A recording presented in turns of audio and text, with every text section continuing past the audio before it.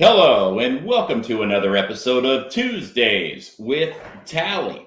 This is episode 60, and I'm your host, Brian Tally. The mission and the goal of this podcast is to bring an engaging conversation that will add value to the lives of everyday people. We will inspire, encourage, educate, and tell the stories of America's finest men and women in an effort to motivate you to live your life to its fullest potential. Be sure to follow us on social media and on Spotify.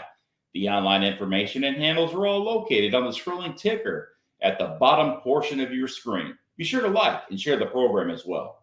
You can also support the program by going to Anchor FM or Spotify and clicking the support button. Do you own a business? Do you want exposure? Do you want to be heard? Let me help you advertise your business right here on this podcast. Program sponsorships include a custom written script to advertise your business to its fullest potential.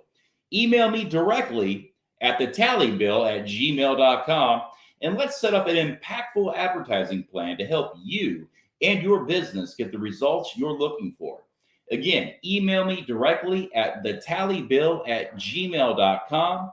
That's thetallybill@gmail.com. And let's get started today. Folks, we have a very special guest joining us on today's program. Justin Wess is a U.S. Marine veteran and Purple Heart recipient that is now medically retired from injuries sustained in 2006 while fighting a war in Iraq. He was hit multiple times, a total of 13 times, on 13 different incidents, folks. 11 IEDs, 1 car bomb, 1 RPG. That RPG blew him out of his Hummer, literally. Since he has left the service, he has found a passion for ATV motocross and travels nationally. Racing and adrenaline motorsports has given Justin a newfound purpose in life and has helped him get off of 14 different meds that were prescribed by the VA. Justin is now a 100% disabled veteran that is looking for sponsors to keep his dream and hopes alive in ATV motocross racing. And with that, we are honored to be joined today by Combat United States Marine Corps veteran Justin Wess. How are you, sir? Good, Brian. How you guys doing? Hey, man, another day, another dollar. Just, look, it's 71 days now since I started this podcast journey, and you're episode 61. So, I feel honored, man. I appreciate it. Oh, come on, man. I'm the guy here that is the blessed one to have folks like you, true American heroes, to tell the story and the sacrifice and the service of folks like you, men like you that have nearly given everything in service to our country. Like I always say, to keep that Liberty bell ringing here at home. So again, we are honored to have you on the program. I know life hasn't been easy for you.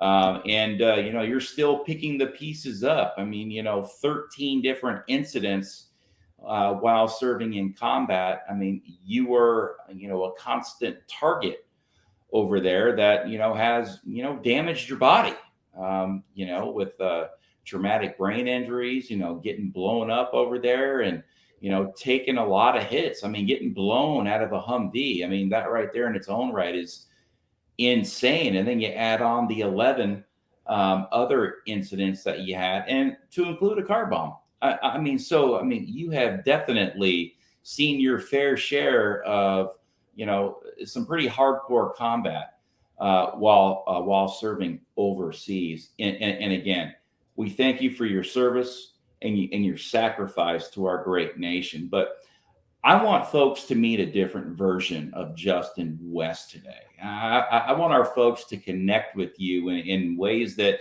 perhaps that they may have never connected with any of my other guests. I want to get into who you are as a Marine veteran and as a husband and as a dedicated father. Can you tell me a little bit about yourself and where you were born and what was life like as a kid? Yeah, I was born in Hubbard, Ohio, just on a dead end road. So, I mean, back in the day, all we did is rode bikes when we were kids. So everybody just met at our road and we built a jump in our ditch. And that was basically where we stayed pretty much all day. And if we wanted to go in town, it was like a 5-mile ride in town. So it was either stay at our house, and we had about like 6 or 7 kids that all rode BMX bikes and did tricks out of the ditch and just hung out, played in the woods, stuff like that. Or we took the 5-mile ride in town and rode in town until the street lights came on, and that was our, that was our time to come home. So 5-mile ride back, and that was pretty much it during every day, pretty much after school or in school. We got home from school, went right on the bikes, and went right into town. So that was it. Now, that's Amish country out there, isn't it? We're right on the border of PA, and yeah, there's a lot of Amish out here. So, yeah. Well, listen, I was born in Youngstown, Ohio, and the majority of my family still lives there today. And when I go out there and visit, I always stop by those roadside Amish pie stands. And I tell you what, I've never had a better pie. These people build with their hands. They build all their own homes with their hands. I mean, folks, these guys are true warriors, the Amish. And then, the women, they bake. They're very old fashioned people, if you will, but they're very good people. Oh, definitely. I mean, even if you just drive down the road, you see people doing roofs. It's 90%. They just contract Amish guys to come in, and there's, instead of 12, 13 people, there's 6 Amish dudes, and they throw the building up in 2 to 3 days. It's insane. Their work ethic. And then they still travel by horse and buggy too. I mean, still to this day. I mean, these guys are freaking champions, man. That would be kind of cool to be Amish. Yeah, I don't know. I like my baseball and my TV, right? I like to get somewhere pretty fast and get home pretty fast. So yeah. 2-hour trip. Well, hey, if it's all you know, it's all you know, right? So exactly. So you grew up in Ohio, on a dead end road, kind of out in the country. What inspired you to say, I want to be a Marine. I want to go serve my country? My brother, he's a couple of years older than me. And just when we were young, we just knew we wanted to go. We always just went out in the woods for the weekend. Me and my brother would go out and camp out, build zip lines across the water, and do all kind of crazy stuff, and just hike together and do some crazy stuff in the woods. But we knew that we were going to go probably in middle school, and he went right out of high school. And then as soon as I graduated, I went right out of high school. So we went to the same MOS and just kept following his footsteps. So you would join the Marine Corps after your brother, and you said that you had the same MOS. What was that? 0331. We were both heavy machine gunners. What was that like, being a machine gunner in the Marine Corps? It was definitely, I was the smallest guy for sure, because I went into the heavy machine gunnery. So I went into the 50 cal and the Mark 19. So my brother went into a line company. So he was more saws and 240s. But the 50 cals and the Mark 19s are a lot heavier. So, yeah, I was definitely the smallest guy, and it was probably the toughest MOS that there is in the Marine Corps to do, I think, personally. And I also had the privilege of firing all of those weapons. Oh, man, the Mark 19, the 50 cal, the 240 was probably my favorite. The 240 Golf. Yep. I believe. But yeah, man, that right there, just the smell. Oh man, it just gives me goosebumps. I want to get that cologne if they have it, kind of like that Cobra that we used in boot camp. Oh yeah. Oh, I got to go get me some Cobra. Aftershave. That's all you smell ever. Yeah. Oh yeah. That's what man, that's what we clean the barracks with and everything, man. And I just want to get that CLP, you know what I mean? we should make our own. Maybe that's a thing. We should do that up on our side. Maybe, yeah, maybe that's the next passion, right? Exactly. So you would serve some heavy combat overseas in Iraq, and like I said, just going over the bio when I was reading it here just a few minutes ago, 13 different incidents that you were under attack serving in Iraq. 11 different IEDs went off in 11 different locations, guys. This isn't all just one attack here. And then a car bomb, and then an RPG that literally blew you out of your Hummer, correct? Yes. Describe that. The RPG, I actually really remember like it was yesterday for some reason. All the other ones are kind of scrambled, but the RPG, it was a civilian semi doing a convoy, and they got attacked, so they dropped their load, and then they just take off, and they left their trailer in the middle of Route 1, and we had to go do security the next day so they can hook back up and take it back to the base. Well, we were doing 360 security, and we had an army convoy with us because they were grabbing the truck and taking it back. We were just doing security for them, and I was in an alley looking over the wall, and I was up on top of my gunner's platform, and I was looking over the wall in the gully, looking see if anybody was coming up behind or any cars. And all I remember hearing like a big thud. And I remember turning around, and I looked, and it looked like it came straight from the Humvee that the Army was sitting right there. It looked like it came straight from their Humvee. So I looked over, and all I seen was like, it looked like a tracer coming at me. It was just a red glowing stream coming at me. And I remember looking at it, and then like halfway through, I remember jumping down inside my Humvee. And as soon as I got inside my Humvee, the RPG hit the front of my truck. It went in the hood and blew up. And as soon as I hit the platform in the Humvee, when it exploded, it flung me up, and it hit, I smacked the 50 cal, and it twisted me up, and it's called a oompa, which is the arm that goes up where the 50 cal sits, and it wrapped me up around it. And my A gunner was out in the middle of the road laying down fire. He ran back in the truck, unwrapped me pretty much, pulled me down, and threw me back in the high back. And off I went to Fallujah Surgical, when I woke up in the middle of the way back to the hospital, and I didn't know what was going on. And then they explained it to me, and I was like, oh man, just make sure I have my fingers on my toes. And then I passed back out, I think. And then when I woke up, I was in the hospital, and they were like just doing the normal checkups. And then I went back to base and stayed there for 3 days, and then was back out, ready to go. So right back at it to just get hit again and again and again. Yeah, I was the lead gunner in my convoys, so we were always the targets. Who did you serve with while overseas? 2-6. We were in 2-6 Weapons Company. So that's Lejeune. Yeah, Lejeune. Yeah. Or Lejeune. That's what they call it.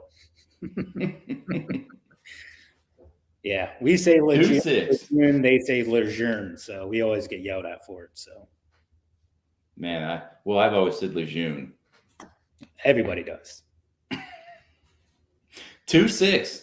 Yeah, that's 2nd Battalion, 6th Marines. That they are a heavily. Those guys have seen their fair share of combat. Especially being out of Lejeune. That's a lot of med cruises right there. Yeah, I think my first deployment was to Japan. Then it was to Baghdad. Then it was to Fallujah, and then back to Fallujah again. So nonstop. And then we were doing a workup to go to Afghanistan, and we were 2 months out before we were getting ready to deploy again. And then the medical team called me up, was like, "You're done. You're out." Mm-hmm. So Now, did you suffer a traumatic brain injury?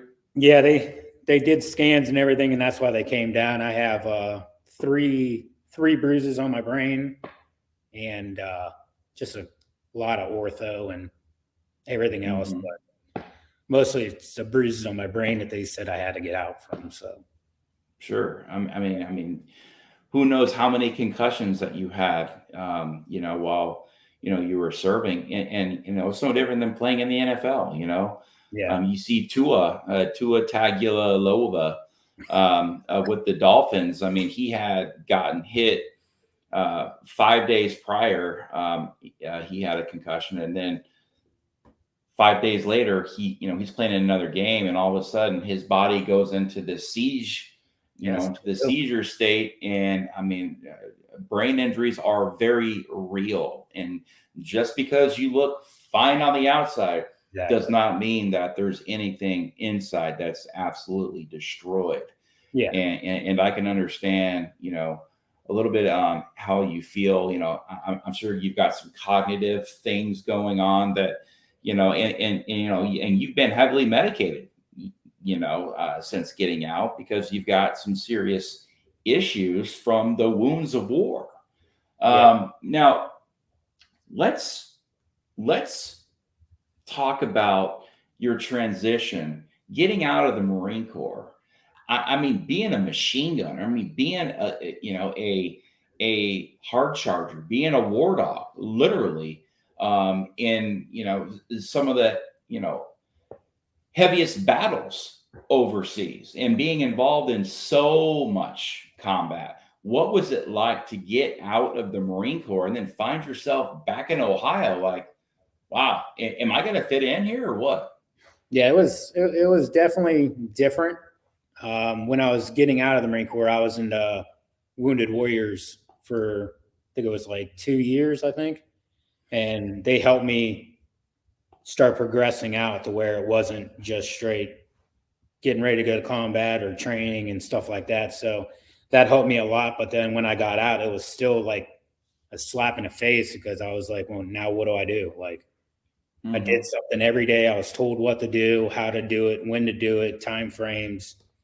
But now I'm home, and now it's like, well, do what you want. And it's like, I don't know how, pretty much. It's a whole different aspect of anything. Now, you were in Wounded Warrior Battalion for 2 years, and I have actually been to the Wounded Warrior Battalion in Camp Pendleton, and it's first class. I mean, this is a very nice barracks, and it's very laid back, very, very chill, for the Marine Corps. But it's still very structured, and it's to help these wounded warriors, Exactly. get back on their feet and transition. Do you think that the Marine Corps gave you everything you needed to make that transition successful? Absolutely. When I was in the when I was in the Wounded Warriors, I actually started up the cycling program that did the whole or the Wounded Marine Corps, and then it turned into the Warrior Games and everything like that. But when I was there, they told me, hey, let's try this. It might help with your traumatic brain injury, because cycling multifunctions your brain. So it would help, spark different areas in your brain, and it'll help try to heal it if we can. So we started that up, and then we progressed all the way to the Warrior Games. We did all that. And then when I got out, they had me set up all the way to where all my benefits, like my pay, everything, as soon as I got out, it just rolled over, and there was no gap. There's no nothing. So, I mean, I talked to a lot of other people in different services, and they were like, man, when we got out, we didn't know what to do. It was hard to, get lined up with the VA or lined up with this, lined up with that. But yeah, the Wounded Warriors took care of me tremendously. Yeah, and like I said, that battalion is great. And of course, I went and toured it on my way to Mighty Oaks in 2019, and I met a lot of Marines that were there. And I mean, just a beautiful facility there over by Lake O'Neill, like I said, in Camp Pendleton. But that is something that I haven't heard yet from a lot of people, that they actually got all your stuff done while you were still on active duty for this seamless transition. Well, that's great. Yeah, it was fantastic. Like I said, it didn't skip one beat. I mean, as soon as I got out, it was going. All my benefits, I already had a VA appointment to get checked up. Everything was ready to go as soon as I came out. And that's the way it should be. You know, that's the way it should be. It should be a seamless process like this. But unfortunately, not every Marine is going to go through the Wounded Warrior Battalion. You know, that's for a select few. Yeah. You know, so they try to, of course, help with that. You know, especially if you have a traumatic brain injury, you have cognitive type issues. That's going to make it harder for you to fill out all the paperwork and do all the documentation and stuff. It's better to have like a on-site counselor, if you will, or somebody that works within the VA system there at Wounded Warrior Battalion to kind of do it all for you. So when you get out, man, all you have to do is just go home. You know, all you got to do is go home and start living life and start picking up the pieces of the wounds of war. And there is a sacrifice here, folks, that this Marine has given to our country. Can you explain the sacrifice? I want you to tell our listeners what it was like waking up every morning in Iraq, knowing that you had a mission to do, knowing that you have your loved ones here back in the United States, and just serving with your Marines. What did that sacrifice, what did that look like? What did that feel like? You know, when you're over there, I mean, when we did, we basically came back to the pod every couple of days or every night. It didn't matter. It just depended on what the circumstances were or what our task was. But sometimes we stayed out in the middle of the desert. We'd do a patrol a day, then 360 at night. One of us will be up in the gun. Would do 5-6 hours. Would come back down. Another person would go up. They would stay up for 5-6 hours, and would just repeat all the way into the morning and keep it going. And we'll be out there for 2 to 3 days, or we would go out, do the mission, come back home. But I mean, you would get to talk to your family every other day, every 3 days, something like that. But you know, once you're over there and you're out in the green zone, you really can't think of anything else but the task at hand. Like, you can't think back home. You can't think any of that. I mean, it's just, person to your left and right, and that's it. I mean, once you start thinking anything else back home, you start getting a little gappy, and that's when an accident starts happening, or you're not being visual enough to where you don't see a car coming down the road, or next thing you know, it runs up and boom, blows up. I mean, just a blink of an eye, it can happen. So, I mean, you have to be on alert at all times. So it was different.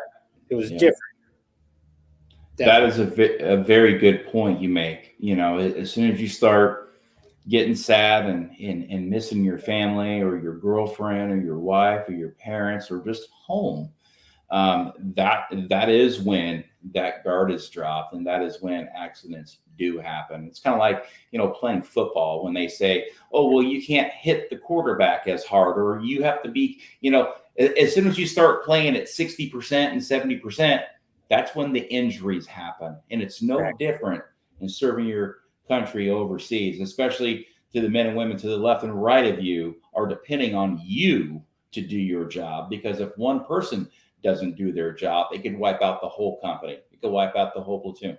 Absolutely. It could wipe out everything. So everybody needs to be working in unison, again, as that one unit, as that structured unit that we have all been heavily trained to do. And you guys did it well over there, especially, 2-6. I mean, that's a fabulous group of men over there in Camp Lejeune.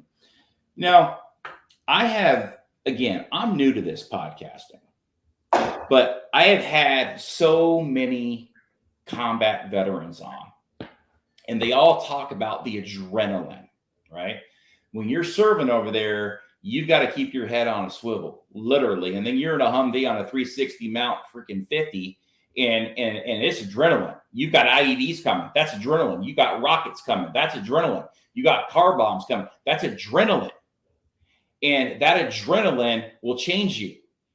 That adrenaline changes people. It puts something in you that it's hard to escape from. That's the post-traumatic stress. That's the TBI.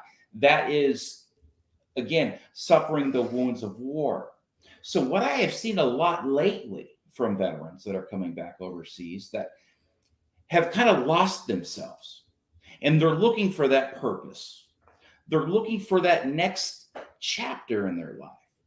Well, now we have so many 501c3 nonprofits out there that are beginning to open up adrenaline therapy motorsports. Now, I have heard from so many Marine veterans, especially, as well as Army veterans, that adrenaline motorsports is literally saving their lives. They are getting behind an off-road desert vehicle and a truck or an ATV or a dirt bike or whatever it is, and they're doing 90 across the desert floor. And these guys don't think about what happened over there. They don't think about their anxieties and their depressions. All they know is that they're getting that adrenaline going again, and they're finding that drive, and it's like this calming peace that comes over these veterans, these combat veterans that are out there that, again, that are doing things again that are making their hearts pump, but for a good reason and not for a bad reason. Can you explain how you got into like adrenaline therapy and what it's done for you?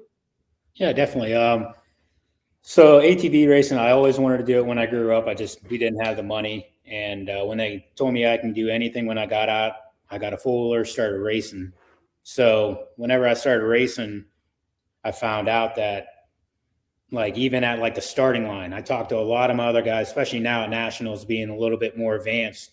And I talked to all of them, and they're like, man, when I get to that gate, my hands start shaking, butterflies are in my stomach, this and that. They're like, man, when I'm looking at the gate, waiting for it to drop to take off on the whole shot, I'm all nervous. I'm ready to go. I'm waiting. And it's the exact opposite for me. I'm actually nervous back at the trailer. And then when I'm rolling up to the line, everything goes completely calm. Like, I can hear a pin drop. I mean, it's so peaceful to me whenever I pull up to that gate and I'm sitting there. I can get into the zone and literally my body just goes completely still. Mm-hmm. Everything goes in slow-mo.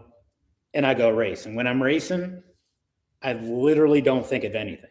It is literally my peace time. Like, it is the most peaceful time because, like you said, people that race and do all this, how do they do it? They have to be thinking of so much. With me, I don't think of anything. It's just so fluent. And it doesn't matter because my adrenaline rushing so much has put me back over like I was going out of the green zone.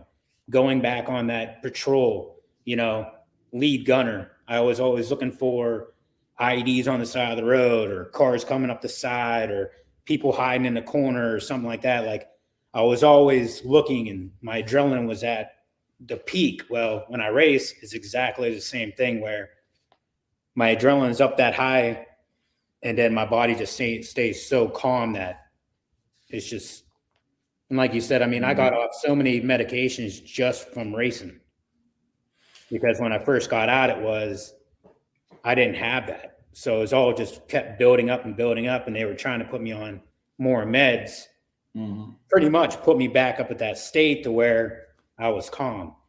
So my wife, she helped me get off a lot of them. And then when we started racing, it helped me get off almost all of them. And I'm on, I think, 3 or 4 now. So we went through a lot of different pills and now I'm proud to say that I'm only on 4 and hopefully one day I can get them off all, but they said, as soon as I stop racing, I'm going to have to go back on more just to bring me to where I am now, to where I'm nice and calm. But for right now, as I'm racing, I'm good where I'm at. So So I've got a question for you because, I think, we have a lot of combat veterans and we have a lot of first responders. We have a lot of people that suffer from post-traumatic stress that actually watch these podcasts.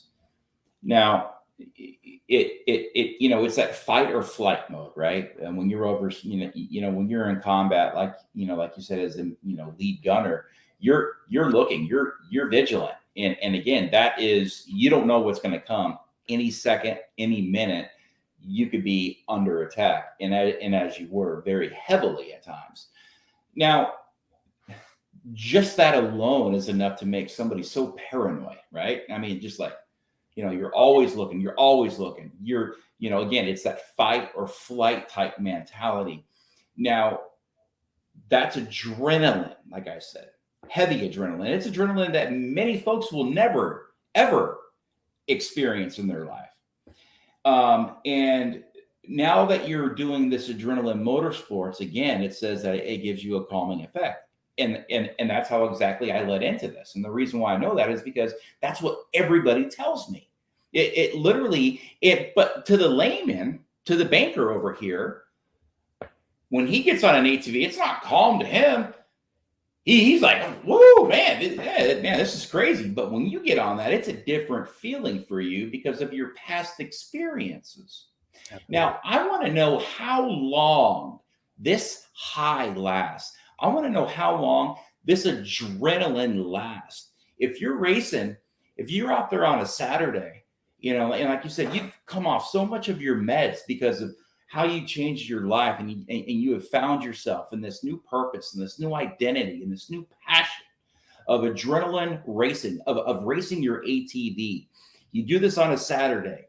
How long does that medicine, how long until you need to do it again?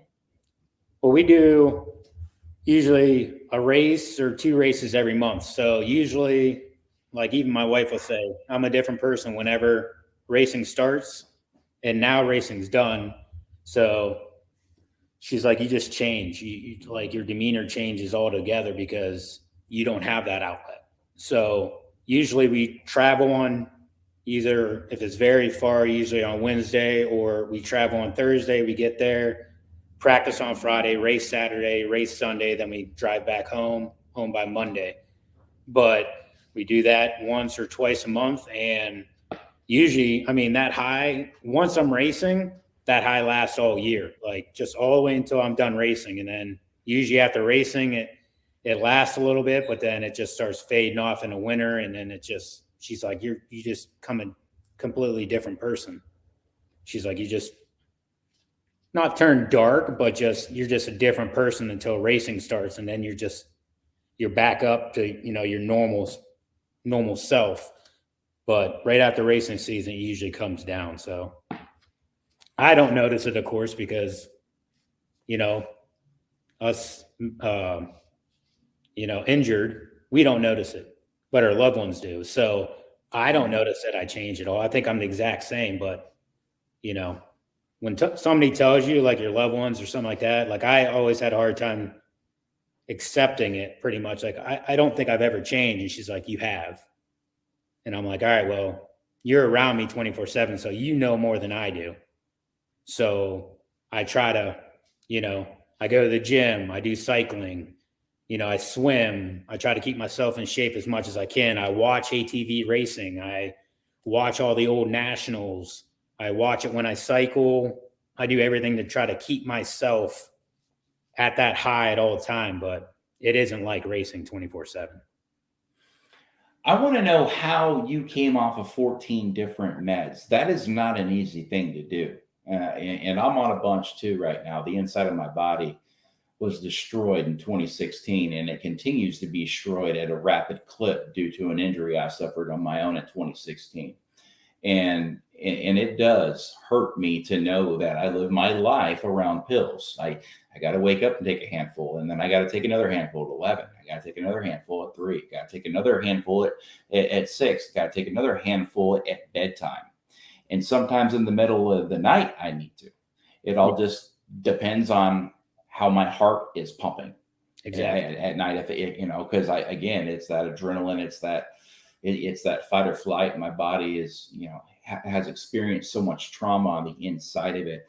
And it does make me feel as if I am less of a man because my body is so dependent on all of these pills. And it makes me sad when I get my bags of pills every month. And again, I mean, 14, 15, 16.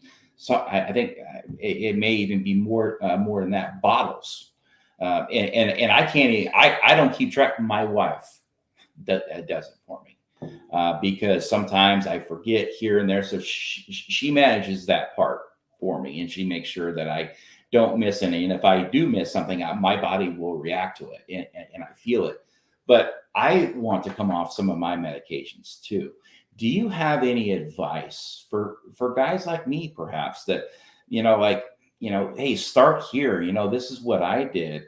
But then again, the medications may be different too from what I'm on compared to what you're on. But I want to know how you began to come off your medications.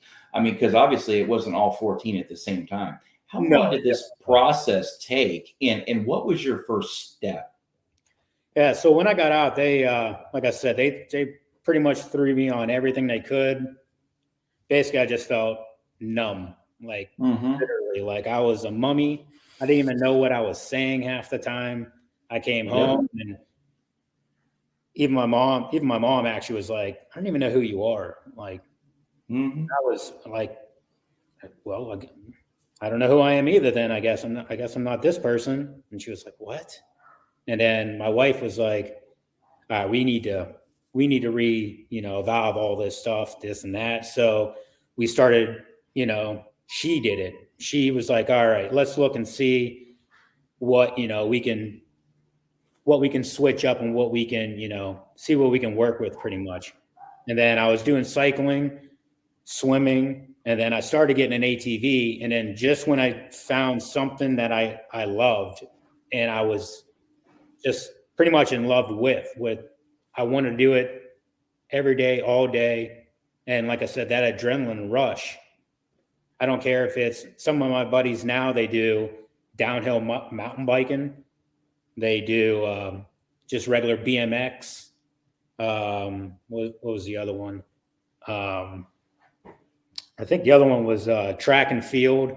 Like whatever they love to do, they're like, man, I'm telling you right now, ever since we got out and we started this, it helped us so much where we were able to work off a couple of different medications to where, I didn't need it for my joints, or I didn't need it for my headaches, or I didn't need it for this or need it for that, because our adrenaline rushing so much, or the endorphin drops, or anything that helps you out, or even just concentrating on stuff. Like a couple of my guys do competition shooting, and they think that's the most calming thing ever. And they got off a lot of different pills. It's just, you got to kind of try to find out what works for you and what you love to do. And I feel like once you go down that road, I feel like that will help out whoever, even people that are just getting out and getting injured, thinking like, I have nothing. Like a lot of my friends, they're missing limbs, or, double amps or single amps. They're like, oh, my life's over, blah, blah, blah, blah, blah, blah, blah. Well, when they get out and then they get their prosthetic and then they can start running again, or, they can do this, they can do that. Next thing you know, they start getting off a lot of the meds, depression and all that other stuff, because they're getting out there and doing what they used to love to do. And then they can get off of what they, pretty much what's putting them back at that high. So that's what I would say. Just try to find out what you love to do, what pushes you, and what keeps you calm and sane. I mean, that's going to be the main things to do. Right. It's like taking your mind off this, crazy life, right? Life is hard, and, we all have our daily struggles, and, but if you can take your mind off, sometimes the things that are always on your mind that may be bad for your mind, that could take you to those dark places, and find that calming relief, that right there is a recipe for success, and it's therapeutic. And I'm glad I think I may be finding my calming. What relaxes me is doing this podcast. Again, it's like this purpose, it's this passion to tell the stories of great Americans, And I'm telling you, go ahead. I mean, like I said, I reached out to you and you reached right back out to me. I think it was the same day. I mean, just getting stories of us, like being able to speak our side of the stories. I mean, like you said, I mean, TBI, no one could see that. You know what I mean? Everybody could see the single amp or the double amp or, stuff like that. But when people see me in the gym or stuff like that, they're like, oh, well, you seem pretty fit, blah, blah, blah, blah, blah. And they, you can't see that I do have traumatic brain injury, that I do, every 3 days is a wipe. Like I don't remember anything after 3 days. It's like when I go to races, I have to learn the racetracks literally every time I go. I have to remember that track. I have to remember that jump. I have to remember that, this is third gear. This is fourth gear. This is this. But the people that get to come there every year, it's exact same tracks. So they already know how to race it. But for me, it's completely different to where I have to relearn everything, which is a bad thing and a good thing because, hey, every 3 days, I have no stress, right? I mean, you could stress about something for 2-3 days and then literally you forget about it. But another thing that I was saying that would help a lot with other people getting out is when you first get out, you don't want to rely on anybody because you feel like you can do it all yourself. But honestly, you can't. No matter how much you think you can't do it by yourself. It's your loved ones, your mom, your dad, if you don't have, a wife or girlfriend or, kids or anything like that. But I'll tell you right now, if it wasn't for my wife, my mom, my kids, I don't even know if I would be here.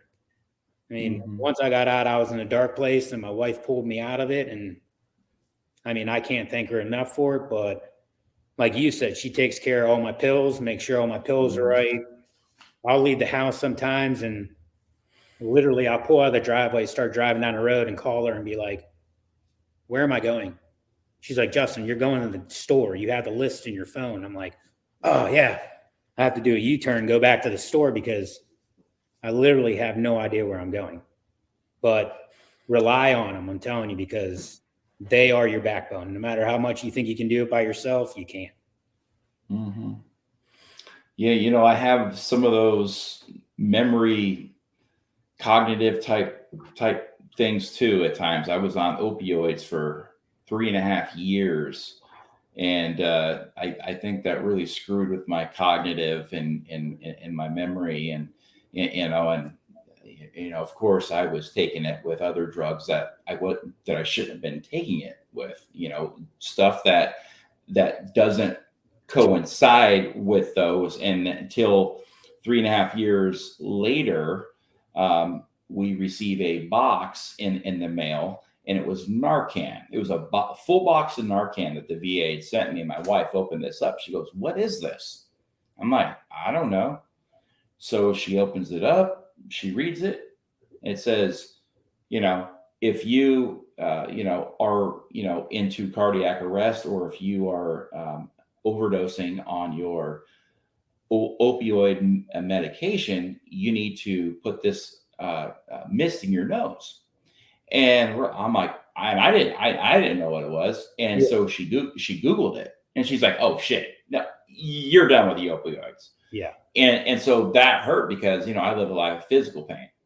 But here I was taking these opioids for so long while I was taking this other medicine over here. And if you take this medicine over here with this medicine over here, it's a recipe for cardiac arrest. Yeah. It is a recipe to literally kill you. I mean, this cocktail is deadly. So I had to make a choice. What was I going to come off all my anxiety and depression pills, or was I going to come off my pain pills? Well, I had to come off my pain pills because anxiety and my depression is far more painful than my physical pain. And my physical pain is ridiculous. I mean, my physical pain, I deal with it all the time. I've had multiple spine surgeries. I have bladder paralysis and all that stuff. So just to know that I'm still on pain pills, but they're not opioids. They're, it's the methacarbamols and it's the Yeah. acetaminophen and the ibuprofens and all the muscle relaxers and all. I mean, I can't even begin to go down that list. But yeah, I mean, I definitely feel you when it comes to all the prescriptions and the different cocktails that are out there that are bad or are so bad for us. Exactly. And until you start to realize that and get those wake up calls, and sometimes it's too late, for a lot of veterans out there that the VA realized after 3.5 years I was taking a cocktail that could have killed me. So I've had so many brushes with death along with you, just different. Mine all came from pills and an infection, and yours came from putting rounds down range, literally right at you, causing your traumatic brain injuries and your cognitive type issues with memory and everything else like that. So same destination, different stories, so I think, so one thing I've taken away from all the veterans that I've interviewed on this podcast is that all of their hobbies are all adrenaline hobbies. And it's funny that it calms them. All these hobbies calms these veterans, and to a civilian, they're like, oh no, shit, that doesn't calm me down. That gives me the adrenaline. So it's just weird how different, civilians are to the life of a veteran, who served overseas in combat. Just two totally different things. It's like completely opposite. This calms you, and over here to the civilian, it fires him up. You know what I mean? So it's just so weird how we're all wired and tuned, I guess. But I want to help get the word out on you guys. If you have it, I know we're going through some tough times as a country right now with inflation and all this other stuff, but we are trying to do a fundraiser for this warrior here to raise money to get him out at a lot more races here this coming winter, spring, and next summer, as he's gearing up for another big year of motocross with his adrenaline therapy racing. This guy has done so much with Warrior Games, and he continues to inspire and really help educate and just be there for all veterans in our in our country. And this guy's given so much to us, the service, the sacrifice. If you guys feel it in you to open up your wallet, and help, just donate a little bit to Justin, this Purple Heart recipient, this, combat Marine hero. That would be awesome. And you can contact him directly on email at Justin_Wess, WESS @yahoo.com. And he would be sincerely blessed to know that there's people out there that care enough to open up their wallets, even if it's a $5 donation. It'll help this warrior pay his way with, fuel and entry fees and all this other stuff that he does in the veteran community.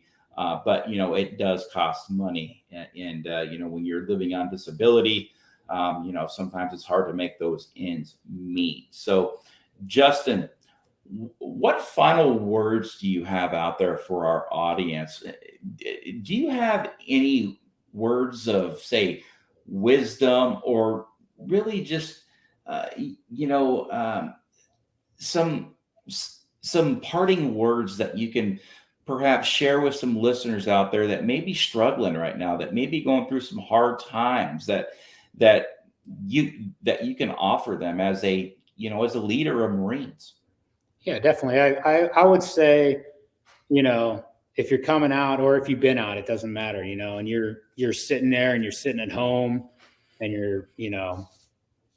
you're depressed, or it doesn't even matter if you're depressed or not, because I always say I'm not depressed, but again, my wife tells me I am. So I would say go out, try to find something that you love to do. I mean, I'm in Ohio in this crappy weather, so I do cycling, swimming at the gym. I do my gym workouts.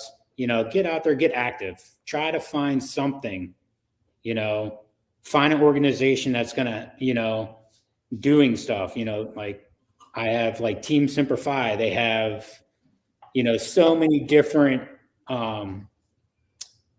so many different things that you can do. There's snowboarding trips, there's golfing trips, there's all kind of different stuff that you get to go, and they're with other warriors. It's with pretty much, like I say, like our own. You can relate to them, and it will help you try to find where you want to go and what's going to work for you, because what works for you isn't going to work for them, and what works for them isn't going to work for you. So you got to just get out there and find your own way on what's going to work for you. And once you do, you'll know it, because it will lock you in and you won't want to do anything else. I mean, right now, some of them are just sitting at home, just taking meds, not doing anything. Once you hit that thing to where you love to do, you'll start going to the gym, or you'll start training to do it, or you'll start working your way to doing something else to help you out, and everybody else around you will see it for sure. Yeah, it's the small steps. It's getting that 1% better. It's getting out of the house. It's getting involved in the community. It's community service. It's going out with like-minded people. And the problem is, with a lot of the veterans, a lot have given up on themselves. Absolutely. When I go to the VA, I see so many veterans that have just let themselves go. They've put on so much weight, and they've just completely lost their identity. And a lot of them feel as if they've gone too far, and they can't come back, because they're 400 pounds now, or they're 300 pounds, and they're riddled with anxiety and the wounds of war, or whatever it may be, whatever reason that they've let themselves go. And unfortunately, it takes hard work to get back up, but starting and taking that first step, again, getting that endorphin release, exactly, that right there is enough to start turning around somebody's life. But you have to be committed. You have to be willing to put in the work. It's not easy. And as a lot of veterans know, we went through boot camp. So that it's in you, that you can get better. Well, my back hurts. Well, so does mine. I've had a bone-eating staph infection that ate me alive for over 4 months. I've had multiple surgeries, and I'll continue to have multiple surgeries. I still walk every single day, because I lived a life in a chair for 4 years. And I was at my lowest point. I hit rock bottom. But then one day I said, I can't do this anymore. I've got to get my life back. And until people could understand, until people realize that they've gone down that rabbit hole way, way too far, you'll know when you're tired of living that life, because it will wake you up and say, I've got to do something. I've got to do something with my life. And even if it's getting up and taking that walk around the block, or going outside and watering your plants, or taking your daughter out for ice cream, it's the little things. Getting out, getting involved, and hanging out with like-minded people, folks, because only you can save you. Once you realize that there's nobody coming to save you, nobody. Your family can support you. Your friends can support you. Everybody's a support system. And a lot of us have support systems. But until you realize that they can't save you, you will live a life of continued darkness. But once you get up and you take that step and you begin to get 1% better every single day, you will see your life turn into a happy one, and you'll start living that life of gratitude, and you'll be happy again, because being happy is so much easier. It's so much easier to live with the pains of trauma when you're happy. And when you're sad, when you're living with these pains of trauma, it compounds. It gets worse and worse and worse, until a lot of the times veteran suicide becomes the only option for veterans and first responders. And folks, we have got to fix this, and we have got to change this. It is possible, but it takes you getting up, getting out of that chair, getting off that couch, putting down those potato chips, putting down the pop and the candy and all that other stuff that makes you feel good in your comfort zone. Get out of that comfort zone, get up, get out, get moving, and get 1% better.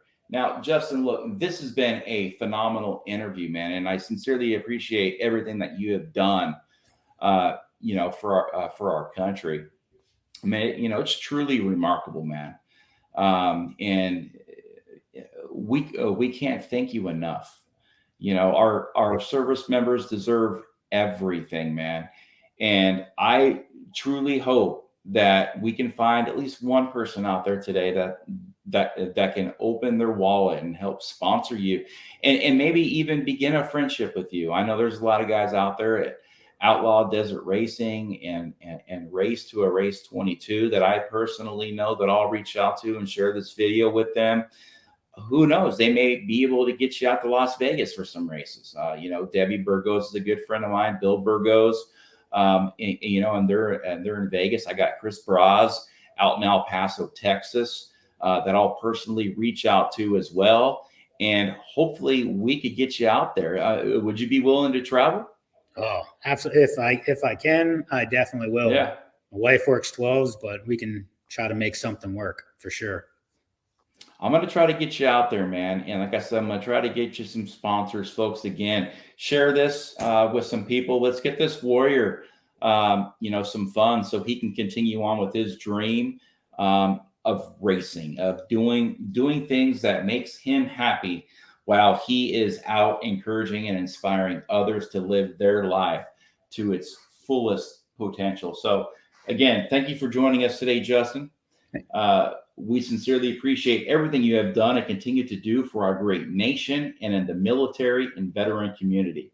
Our country can't thank you enough for your honorable service, sacrifice, and dedication to our great nation. Thank you, Brian. Can I say a couple thank yous for absolutely, for a couple sponsors that helped me out last year, helped me out this year, especially my wife, my kids. My wife's always at the track with me, of course. She's everything. She'll tell me, she'll watch everybody else race. She'll tell me where they're going faster, where I need to go faster, what jump I need to hit. Like, she is pretty much my backbone, along with my kids also. They're always there supporting me. Brian Jenkins from Wheels Up, he's my mechanic. He only lives 15 minutes away. He's always here helping me on my engines, no matter what time. It doesn't matter. Team Simplify, like I said earlier, they've helped me out the last 4 years, been helping me out a lot. Micah from Custom Axis, they work on my front shocks. He's always there helping me out, at least getting my front shocks and my rear shock all dialed in. Casey Greek from Impact Solutions will be doing my kids quads, my shocks on my on Rowan's Fuller for this year. Nick Shadow from Shadow Bros Racing will be building Rowan's race engine for 2023, and PI and I Trucking. They helped me in the past making racing possible, and they said this year they're going to be trying to help me out also. So I just wanted to throw them out. I really appreciate it. And again, if anybody else would like to help, it would really help me out this year tremendously. Folks, you heard it right there from an American hero, a man that has sacrificed nearly everything for this country to keep you safe and to keep you free and to keep you living in the best country that this planet and this world has ever seen. And again, to keep that Liberty Bell ringing. A Purple Heart recipient, a U.S. Marine, a combat veteran, a husband, and a father. Until next time, for Tuesdays with Tally, this is Brian Tally. Good night, Semper Fi, and God bless.